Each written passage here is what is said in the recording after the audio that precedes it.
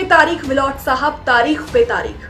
सनी देओल का ये डायलॉग दिल्ली के मुखिया अरविंद केजरीवाल पर आज सटीक बैठ रहा है। जब जब आम आदमी पार्टी को लगता है कि अरविंद केजरीवाल को राहत मिल सकती है, तब तब कोर्ट तारीख बढ़ा देती है। ऐसे आरोपी केजरीवाल पर लगे हैं भाई, जिससे सुलझना केजरीवाल के लिए मुश्किल हो रहा है। जी हाँ, दिल्ली के आबकारी नीति में कथित घोटाले से जुड़े भ्रष्टाचार के मामले में अदालत ने अरविंद केजरीवाल की न्यायिक हिरासत बढ़ा दी है।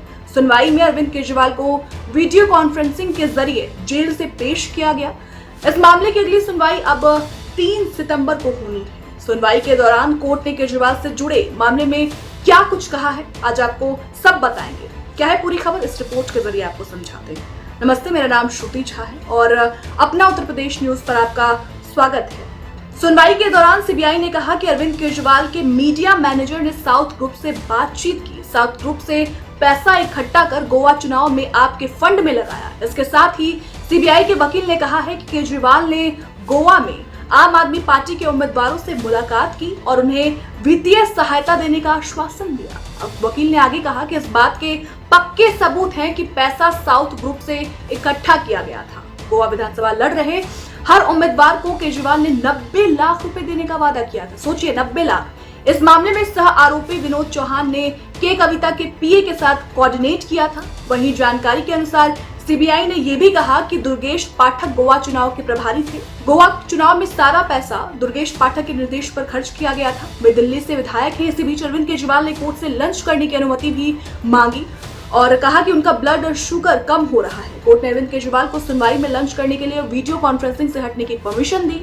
सुनवाई में सीबीआई के वकील ने और बातें कही। उन्होंने कहा कि चड्डा ने महादेव लीकर को बंद करने के लिए दबाव डाला। सबूत के तौर पर व्हाट्सएप और कई गवाहों के बयान दर्ज किए गए हैं। वकील ने आगे कहा कि पंजाब में आपकी जीत के बाद अमित अरोड़ा ने लोगों को महादेव लीकर के लिए रिश्वत देने का निर्देश दिया। अमित अरोड़ा आम आदमी पार्टी के लिए काम कर रहा था। सीबीआई के वकील ने यह भी कहा कि आम आदमी पार्टी के गोवा चुनाव के फंड के लिए पंजाब और साउथ ग्रुप अलग अलग व्यापारियों से पैसा लिया गया था। सोचिए आप, 11 मई को अमित अरोड़ा ने देर रात एक रेस्टोरेंट में पुनित से मुलाकात की और धमकी दी कि महादेव लीकर दिल्ली में सरेंडर लेटर जमा कर दे और नियम शर्तें तय कर ले। अमित अरोड़ा ने अपने फोन में बिग बॉस नाम से अपने भाई दिनेश अरोड़ा का नंबर सेव कर रखा था। इसके 1 घंटे के अंदर ही फैक्ट्री बंद करने के लिए पंजाब एक्साइज डिपार्टमेंट से कारण बताओ नोटिस मिल गया। कोर्ट ने सबूत के तौर पर पेश किए जा रहे व्हाट्सएप चैट पर सीबीआई के वकील से सवाल पूछे।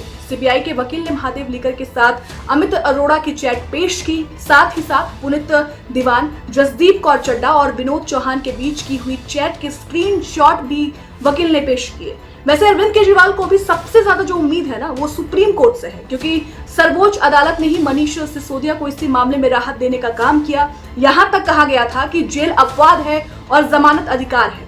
अब इसी आधार पर सीएम अरविंद केजरीवाल भी राहत की उम्मीद लगाए बैठे हैं। कई मौकों पर उनके वकील, उनके पार्टी ये दावा कर चुकी है कि उन्हें फंसाने का काम हो रहा है। जांच एजेंसी को उनके खिलाफ कोई सबूत नहीं मिला है, लेकिन केजरीवाल जरूर कह रहे हैं कि उनके खिलाफ कोई सबूत नहीं मिला है। बार बार केजरीवाल यही कह रहे हैं, लेकिन सीबीआई का दावा है कि सीएम और मनीष सिसोदिया ने मिलकर इस शराब घोटाले को जो है वो अंजाम दिया है। यहाँ तक कहा गया कि जांच एजेंसी के पास केजरीवाल के खिलाफ पर्याप्त सबूत मौजूद है। बहरहाल शराब नीति क्या है जिस कारण केजरीवाल जेल में बंद है, वो भी जरा एक बार दोहराते हैं। देखिए, 3 साल पहले यानी 17 नवंबर 2021 को राजधानी में आम आदमी पार्टी सरकार ने नई शराब नीति को लागू कर दिया था। इस नई नीति के मुताबिक दिल्ली को कुल 32 जोन में बांटा गया और कहा गया कि दुकानदार हर जोन में 27 शराब की दुकान खोल सकते हैं। अगर इसी आंकड़े के हिसाब से टोटल किया जाए तो पूरी दिल्ली में 849 शराब की दुकान खोलने की तैयारी थी। एक बड़ा बदलाव ये होने वाला था कि जो भी शराब की दुकान खुली थी वो सारी प्राइवेट सेक्टर की थी। सरकार का कोई इसमें हस्तक्षेप नहीं था।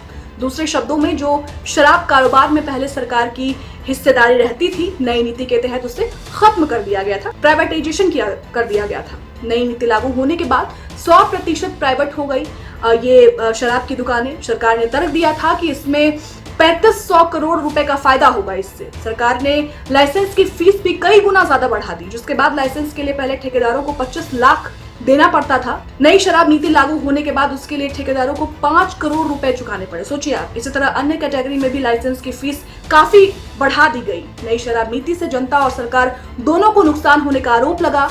वहीं बड़े शराब कारोबारियों को फायदा होने की बात की गई, जिसके बाद आम आदमी पार्टी बुरी तरीके से घिर गई और एक एक करके आपके नेता जेल जाने लगे। फिलहाल मनीष सिसोदिया जेल से बाहर हैं, संजय सिंह बाहर हैं, लेकिन केजरीवाल जेल में हैं। अब देखना होगा कि 3 सितंबर को जो सुनवाई होनी है उसमें क्या कुछ निकलकर सामने आता है और केजरीवाल जो कि दिल्ली के मुखिया हैं, उनकी मुश्किलें आखिर कब खत्म होती हैं।